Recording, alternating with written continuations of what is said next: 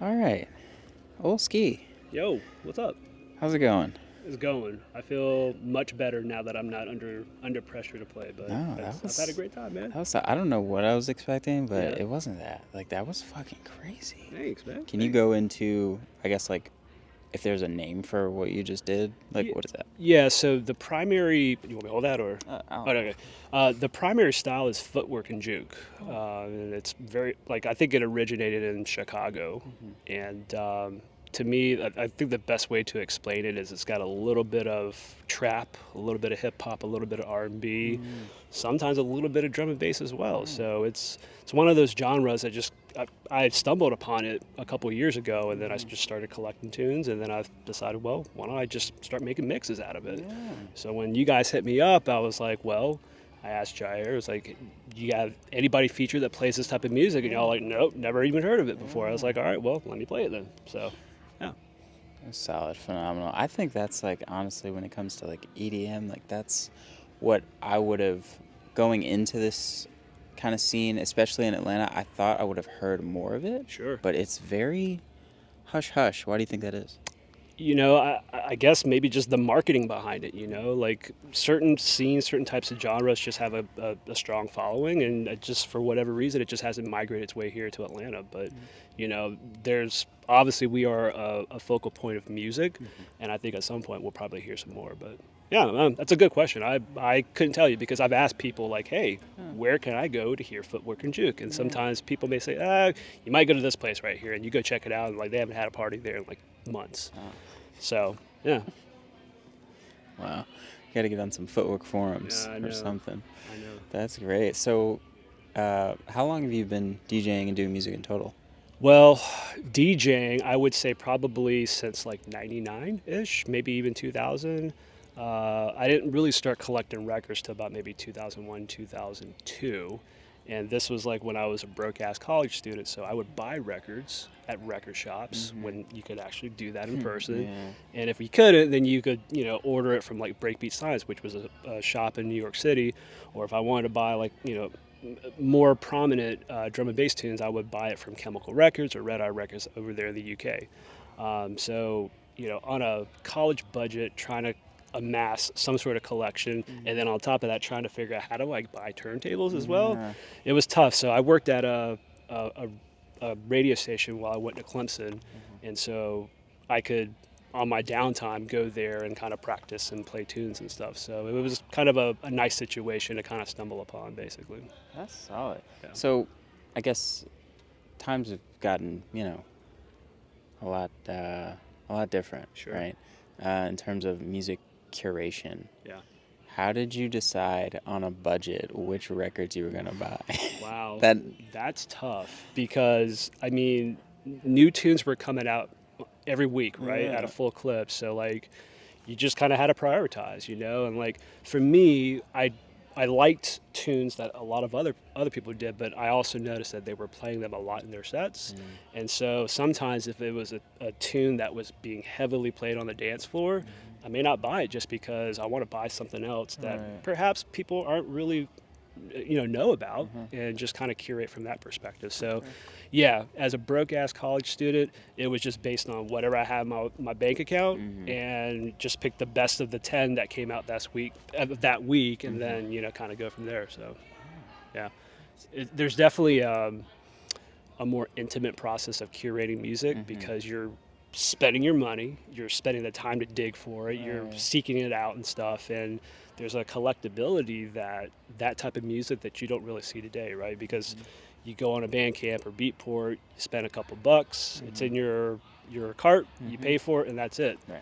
You're not really touching it. I mean, yes, you're touching it when you're putting it into Record Box or Serato and you're loading it up, but like the tangibility, the collectability, it's a lost art form. So Yeah. yeah. For sure. Speaking of just like the hands-on experience, going from vinyl to today's kind of digital age, how was that transition? You know what? I'll be openly honest. I was a hater for many years. I had this very antiquated, elitist attitude of like, I spent all these years buying these records and Yeah. hauling them from here to there, and like I'll never play digital. Like it's not the same. Blah blah blah. Well, guess what? Like when the pandemic happened, it gave me an opportunity to actually like look into it. I couldn't go anywhere. I couldn't see my friends, but I could procure music, and I didn't have to wait to go purchase a record from England. I could just go on Bandcamp or Beatport. Right. And so buying my controller during the pandemic, and then getting my friends to kind of do the same, and then getting together online and mixing tunes and stuff, like that's kind of how it kind of developed over time. So I would say initially hater, but then came to love it because the accessibility, right? Right. Like if you buy vinyl records today, it's pretty expensive and it takes time, especially if you're ordering across from the pond. The immediacy of digital, that's the one thing that it is its core advantage, in my opinion. The accessibility of it. And so we are a culture that likes to have things immediately, right? And so it just kind of fed into that and just made it much easier to kind of embrace. So, Sure. yeah. Oh. And then what about the technique behind vinyl versus digital in terms of what you're doing, the scratching, the mixing? Yeah. Yeah. I mean, obviously, it's just a bit more tactile. Whereas when you're DJing, you can set cue points. Right. You can do different things. It's a different component of mixing, DJing that you can't do with vinyl. Vinyl, you have to really rely on the trust of your tunes. You have to really know it from start to finish. And so you may not have visual cues that you would when you're mixing, with Rekordbox or Serato. Right. So it's a lot harder, and you have to trust that your records, and you have to kind of feel out the tune, and just it's a different dimension. I like it, but I haven't done it in so many years. So yeah. Interesting. So you also have a long history in the scene as an attendee. Can you dive into like your festival and show experience? Yeah, I mean, when I first started, like I was mentioning earlier, I was a college student at Clemson, and I used to travel to North Carolina, South Carolina, and Atlanta for parties. And that was an age when you could, again, walk into a record shop. You could buy tickets for an upcoming show at a record shop. You could actually go and dig in the crates and listen to it, and like, man, I like this record. I'm actually buy it. So like, it was that type of ecosphere that is just so different from today. And when we went to parties and big parties, I just think, in my opinion, maybe I'm wrong, but I just think the ability to kind of share different types of music under one roof was just done a lot more intimately back then than you have now. I mean, don't get me wrong, you got festivals and you can have like a slew of DJs and producers show up, but like you may not be able to really spend appropriate time to hear your preferred artist because they only got like maybe 20 minutes, 30 minutes to play and on to the next one, right? So yeah, I just think cross genre, the ability to kind of sample those type of or experience those things under one roof was just different, and that's something that I kind of miss from back in those days. But today, the drum and bass scene in Atlanta it's thriving.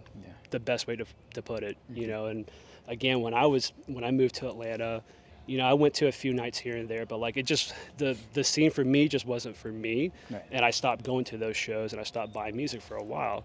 But these past few years, like there's some pretty great parties that have been thrown here in the city, and like this is going to be a great year, So more to come. For sure. What do you think are some of the factors that kind of contributed to the, I guess, like re-cohesion or like rebirth of D&B in Atlanta? I just think there's a lot of people that are seasoned and have been around and have pushed that sound for such a long time. And if anything, the drum and bass community is a tight community, right? You may not know everybody, but if you know one person, you're going to know several people just by 6 degrees of separation. Right. You know what I mean? And we're a shared culture. Pretty very similar values and interests and stuff, and like music just kind of brings that all together. It's just a great melting pot. For sure. Yeah. Can you note any particular like experience at a festival or show that you'd want to share with us? Let's see here. One that I would like to mention and not get myself in trouble. I don't know, man. I would say probably the most recent thing that I think was really fun was just Jungle Bells. That's thrown by MJ and Brandon, and those guys put on a hell of a show. And I mean, I've gone to their party for the past couple of years. I mean, it's been around for 25 years, but Just those guys curating that type of talent, the promotion, the machine, right? Like the Mm-hmm. hustle to be like, yo, we're throwing a party, come down to this shit. And you Yeah. got people all over the United States that have come to that man's party, to those two's parties. Mm-hmm. So I don't know, man. It's just the digital era, age of the internet, Mm-hmm. and just the cohesion of the community, man. Mm-hmm. That's how we survive, man. For sure. Yeah. What would you say is, I guess, one or a few characteristics you look for when you're eyeing a good DJ? Man, composure, um, some sort of like liveliness about them. Mm-hmm. There's some people that are just straight business, and Yeah. there's nothing wrong with that. But like, I really like animated folks Mm-hmm. behind the deck, ones that make an effort to kind of connect with the crowd, Mm-hmm. and just really just the technical aspect too. Like, again, it's hard to throw on a set for an hour, 2 hours, 3 hours to sort of be disciplined and to have a track, a playlist, and just knowing your tunes that well to Yeah. mix. Yeah. So the technical expertise, man, that goes into mixing, yeah. For sure. And I'm glad you brought that up because I think in this age, especially with social media, you're seeing a lot of people kind of commenting on the fact that like a lot of DJs are a little bit more animated than technical, and so Yeah. we're seeing more showmanship than anything. How do you feel about that? I mean, I think there's some merit to that, right? I mean, there are obviously people that they would rather put on a show by, using their hands and jumping up Yeah. and down and getting the crowd hype. And that's always going to be a component of music, right? You're always going to have some sort of hype. Right. And, either you're going to do it or you're going to have somebody beside you to kind of assist in that. Mm-hmm. I think ultimately it's got to be a balance that you got to strike, right? Mm-hmm. And that's how you get, the ones that you spend the money and go across states and cities to Right. actually check out. So yeah, it's there's no one true answer. I just think it's a culmination of all those things. Interesting. Yeah. For sure. If you had to back with anyone, who would it be? Man, I would say probably DJ Hype. He was the DJ slash producer that I kind of got into jungle back in the day. His time at Suburban Base Records. To see him, use elements of hip hop, and he would scratch and just run a record label and kind of propel that jump up style from back then. Yeah, I would love to spend time and just pick his brain on like his thoughts of the scene, kind of what you're doing right now, Yeah. man. Yeah. For sure. Can you describe something that you maybe disliked about the scene and or culture that you have grown to like now? Yeah, I think maybe, ironically, maybe the cliquishness of that, if that makes sense. Okay. But to be fair, I wasn't really going to those parties a whole lot. But again, like I mentioned a moment ago, like there is a strong sense of community here, Right. and people know each other, and people have been partying for 20 plus years. Right. You don't really see that and hear that, right? Mhm. Like even like think about like people you knew from back in the day. You probably don't, you haven't talking to people that you went to high school with these days, Yeah, right? it's very true. So yeah, I don't know if that answers that question, but Yeah. No, it definitely does. Yeah. How do you think the drum and bass community handles the balance between being tight knit community and being cliquish? um, me personally, I just think the scene is just much more welcoming, at least in my opinion, in these past few years that I've kind of, taken a step to kind of be integrated back into the scene, right? And the music is always there, but then the people help bring you in, right? So I don't know. I think it's just, plus we're getting older and we have a sense to reflect and be a little bit more sure about shit. So Right. maybe that's it. I don't know. Interesting.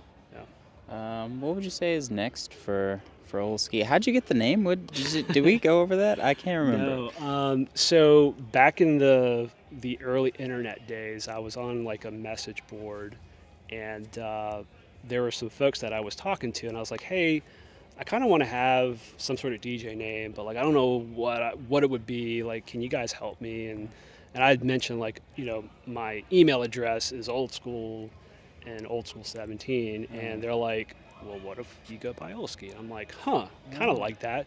But then also around that time too, like I would hear tunes of like Outcast, and like there's a couple of like skits that they would do, and they would say Old Ski Woski, and I was like, okay, so I heard that, and I heard the abbreviation of Old School into Old Ski, and I was like, maybe I think I'm gonna align with that. So that's how it came about. Very cool. Yeah. So what's next for Olski? Probably sleep. I'm fucking old, man. No, no. Music-wise, I mean, just going to stuff like this. The other thing too is just showing up and supporting people that, again, share same common interests as you. Yeah. I mean, and I think it's helpful to show up and show your support and rep your city and rep your crew. So I think that's just me doing a more concerted effort of like going out and supporting my friends. Tell them how long it's been since you played live like that. Dude, probably 20 years. You haven't played this is the first set you've played in 20 years. Well, live in front of more than like 2 people, 3 people, because normally like on Fridays I would get together with my friends and we would get together online and play. We have like a little server that's set up, and then I'll play, and then these 2 guys will kind of sit and listen, and then when I'm done, then they tag in and stuff. So yeah, I haven't really played out in a long time, and like even when I was kind of growing up into the scene, like I never played out, but I did play out like when I was at Clemson. So yeah. What'd you study at Clemson? Well, stayed at the frat quads my first year, and then we had some apartments. Gosh, I don't even remember the fucking name of it, man. It's been so damn long, but yeah, we stayed off campus towards the end of my, my days there. But yeah, cool. Yeah. And then what'd you get your degree in? Oh, load of questions. So speech and communications at Clemson, accountancy in Georgia State, then got like a cybersecurity certificate at KSU. Cool. Yeah, well, we'll see. Yeah. Maybe I'll go back to school again. I don't know. Yeah, why not? Wow. Well, we appreciate it. Thank you so much. Thanks for having me, man. Yeah, thanks for having us. Honestly, that was that's fucking solid. Thank you. If you're not tapped in with Olski, book him because that vibes. And we're gonna get you to sign this giant key. It's 1:50 in the morning. Holy shit! Oh, we didn't wipe it off. Oh no. Okay, we're not sharing a signature. Hold on, off the record. Keep rolling. We're gonna wipe this key off for you because that's not fair to you. Everybody has a clean slate. Just make sure it's clean. Get in there. Get in there. Yeah, get in there. Yep. Oh, perfect. Wow. So we got this key. All right. Big signature. Heyo. Nice. Can you show the camera? Oh, we forgot the shameless plugs. All right. While we're doing this, you got to do the shameless plugs. So anybody that's inspired you, favorite food spots, or just anything else you want the people to know. Let's see here. Love my wife, love my dog, love my family, love my friends. That's all I gotta say. Wow. What do you like to eat?